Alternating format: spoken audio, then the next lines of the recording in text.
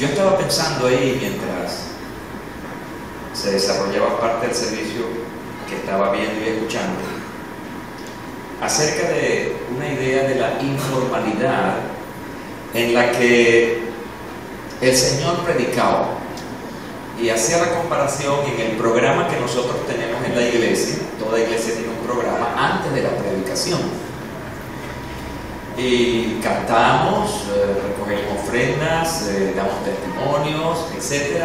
Y después al final escuchamos la palabra de Dios. O sea, el programa da como una especie de formalidad, ¿ya?, para que finalmente se predique el mensaje. Y yo traía a mi mente la imagen del Señor Jesucristo en sus tiempos, y era informal, totalmente informal.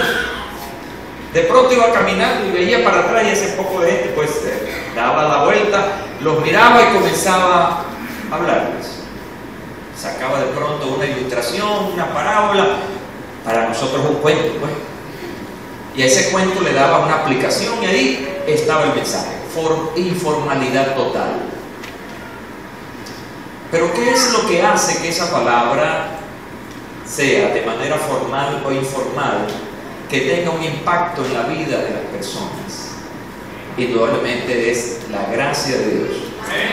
Es el Espíritu Santo, ¿verdad?, que coloca esa gracia y esa autoridad para que la palabra de Dios se predique. Así que hoy estamos aquí en este templo, sentados, aire acondicionado, imágenes, sonido, música y todas esas cosas, pero vamos a hablar la palabra de Dios en esa informalidad en la que el Señor hablaba.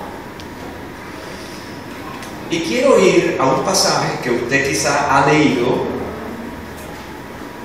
Es el libro del profeta Ageo. Diga, Ageo. Ese mismo. Ageo. Busque el capítulo 1, porque vamos a leer hoy un poquito. Vamos a leer 15 versículos de este capítulo 1 del libro del profeta Ageo. Y dice este pasaje: en el año segundo del rey Darío, en el mes sexto, en el primer día del mes, vino palabra de Jehová. Diga, palabra de Jehová. Palabra de Jehová. Por medio del profeta Ageo a Zorobabel, hijo de Salatiel, gobernador de Judá, y a Josué, hijo de Josadak, sumo sacerdote, diciendo: así ha hablado Jehová de los ejércitos, diciendo: este pueblo, diga pueblo, no ha llegado aún el tiempo de que esta casa de Jehová sea reedificada. Entonces vino palabra de Jehová por medio del profeta Ageo, diciendo: es para vosotros tiempo, para vosotros de habitar en vuestras casas artesonadas, y esta casa está desierta. Pues así ha dicho Jehová de los ejércitos: meditad bien sobre vuestros caminos. Diga, meditad. Sembráis mucho y recogéis poco, coméis y no os saciáis, bebéis y no quedáis satisfechos, os vestís y no os calentáis, y el que trabaja a jornal recibe su jornal en saco roto. Versículo 7. Así ha dicho Jehová de los ejércitos: meditad, diga, meditar sobre vuestros caminos, subid al monte y traed madera y reedificad la casa, y pondré en ella mi voluntad y seré glorificado, ha dicho Jehová. Buscáis mucho y halláis poco, y encerráis en casa, y yo lo disiparé en un soplo. ¿Por qué? Dice Jehová de los ejércitos: por cuanto mi casa está desierta, y cada uno de vosotros corre a su propia casa.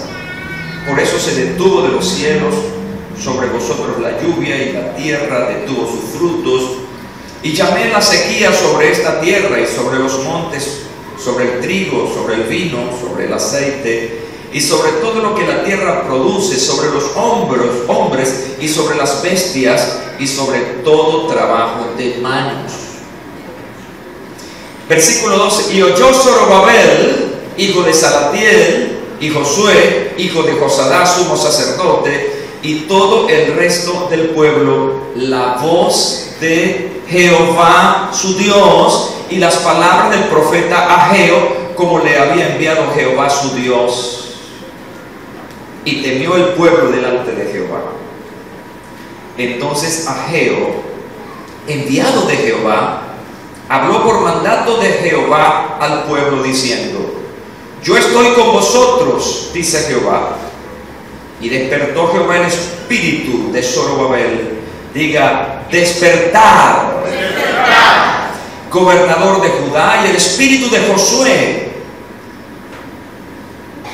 hijo de Josadá, sumo sacerdote, y el espíritu de todo el resto del pueblo. Y vinieron y trabajaron en la casa de Jehová de los ejércitos su Dios, en el día 24 del mes sexto, en el segundo año del rey Darío.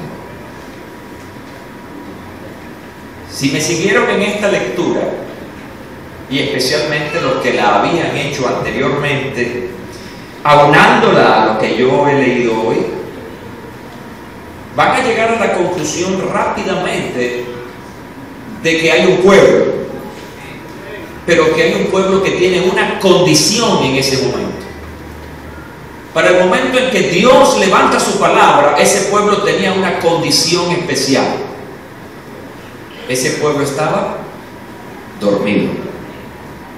Así que hoy vamos a hablar de un tema devocional que he titulado El despertar de un pueblo. Cierre sus ojitos. Padre, gracias.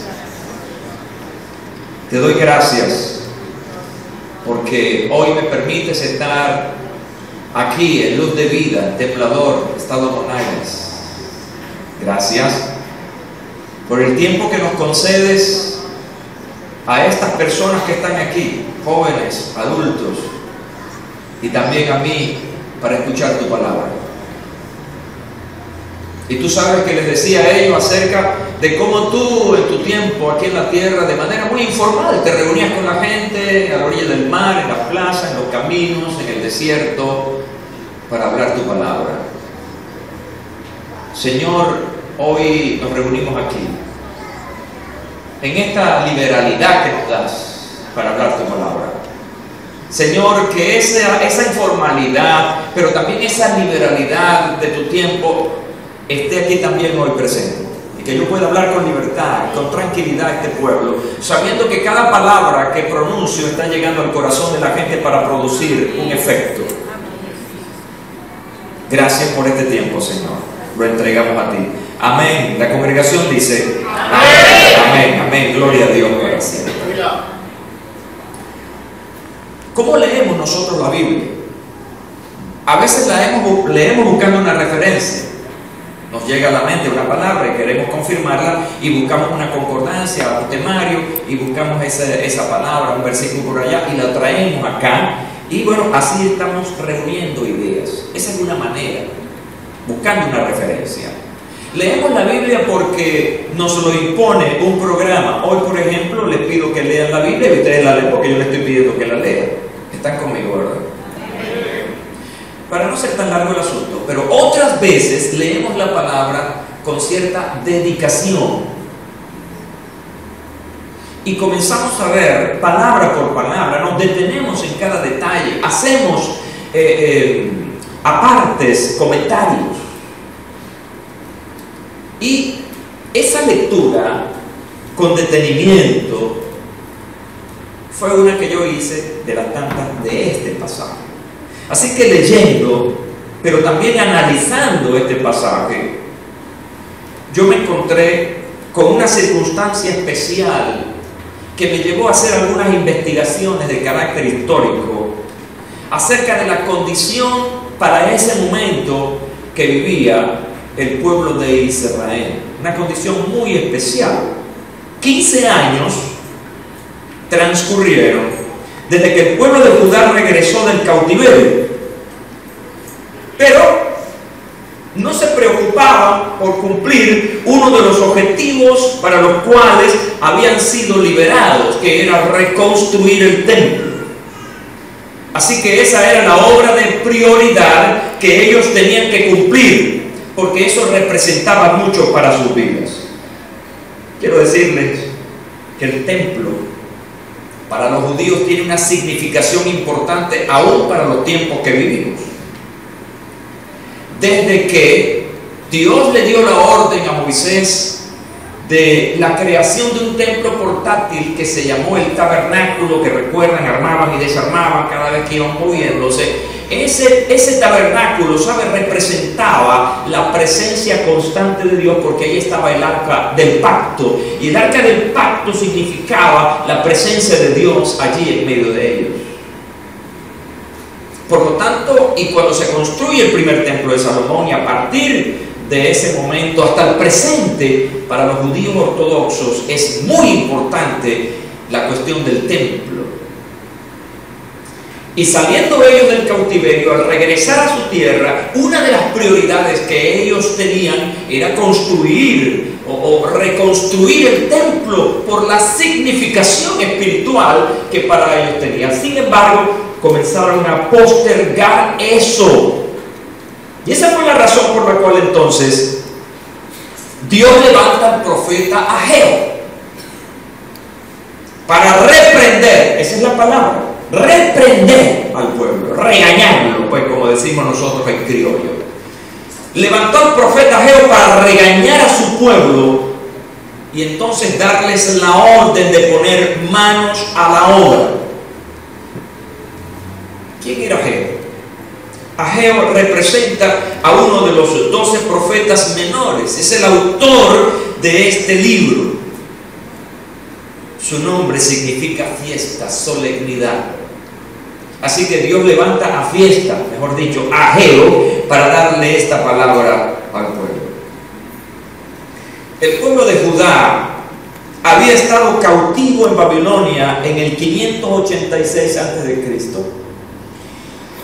Y Jerusalén y el templo habían quedado destruidos.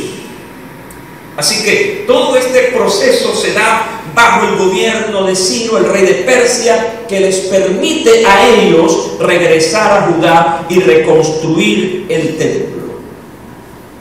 Así que este es el contexto histórico en que el pueblo de Dios estaba en ese momento. Liberación. Transcurren 15 años, pero en todo este tiempo, ellos no habían cumplido con la prioridad por la cual habían sido liberados. Así que Dios levanta a Ageo.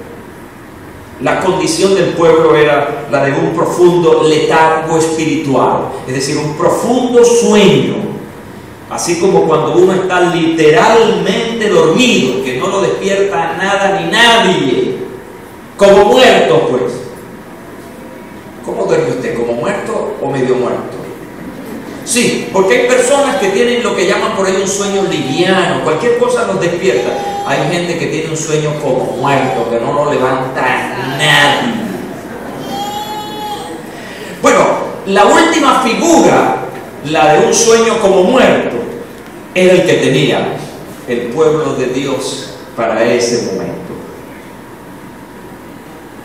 Estar dormido, fíjense ustedes, desde el punto de vista biológico, estar dormido es un estado de reposo en el que se suspende toda actividad consciente y todo movimiento voluntario. No tienes conciencia de lo que está pasando a tu alrededor. No te mueves, no te paras, porque sencillamente no hay actos voluntarios en ese momento. Esa era la condición de este pueblo. No tenían conciencia del mundo espiritual y de las cosas de Dios para ese momento. Este pasaje, estos 15 versículos que hemos leído hoy, nos producen 3 inquietudes que yo quiero compartirles hoy. 3 importantes elementos que pueden conducir a que un pueblo dormido se despierte. Sí, la pregunta sería, ¿cómo despertar la conciencia de un pueblo dormido? En la historia, muchos pueblos han estado dormidos, aletargados, y han ocurrido cosas que los han despertado. Pero en este caso muy particular, no fue una manifestación social, no fue una explosión social, No fue una crisis de enfermedad que finalmente hizo que la gente reaccionara. No, aquí los elementos son de otra naturaleza. Y lo primero que yo encuentro aquí es que para que un pueblo tome conciencia, para que un pueblo se despierte de esa condición terrible, la palabra es el elemento fundamental. Jesucristo, hablando de la palabra, dijo: mis palabras son espíritu y son vida. De manera que la palabra de Dios produce vida. Por eso los primeros versículos de este pasaje abren con esa idea importante del poder de la palabra para generar un estado de acción. En el año segundo del rey Darío, en el mes sexto, en el primer día del mes, entonces dice: vino palabra de Jehová por medio del profeta Ageo.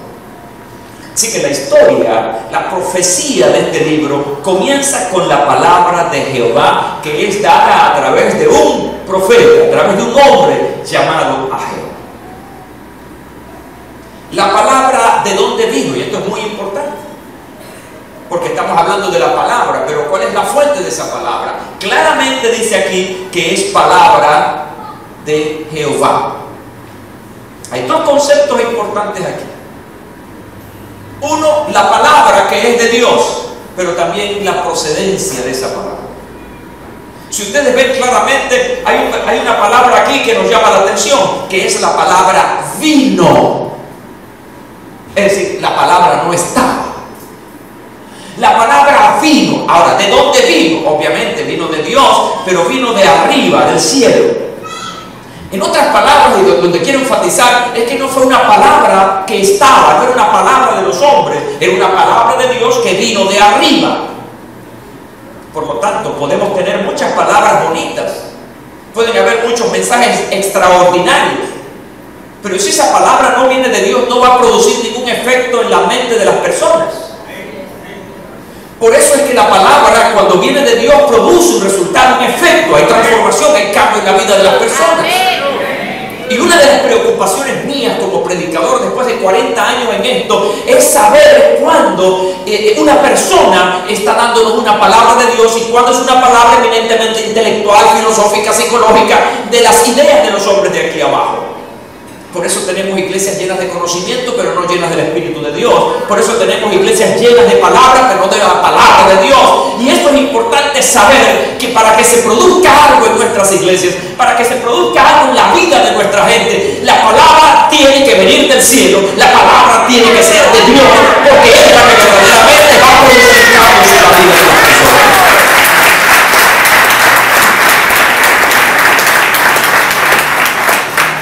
Cuando la palabra viene de Dios,